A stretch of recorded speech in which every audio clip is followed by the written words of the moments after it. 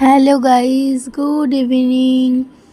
7:30-8টা মতো বাজে। এখন আমরা একটু রেডি হয়ে বেরিয়ে পড়েছি ঘুরতে ঘুরতে এমনি ইচ্ছা হলে বেরিয়ে পড়েছি, এমনি কোনো কিছু নেই, জাস্ট ঘুরতেই বেরিয়েছি। দেখো রাস্তাটা একদম শুনশান, শুধু 2-1টা গাড়ি যাচ্ছে।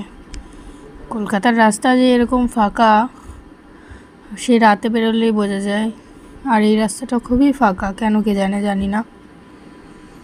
দেখো আমার বরমশাই হচ্ছে ঝালমুড়ি খাচ্ছে, ঝাঁকানাকা ঝাঁকানাকা করে লোকটা ঝালমুড়ি বানিয়েও দিল।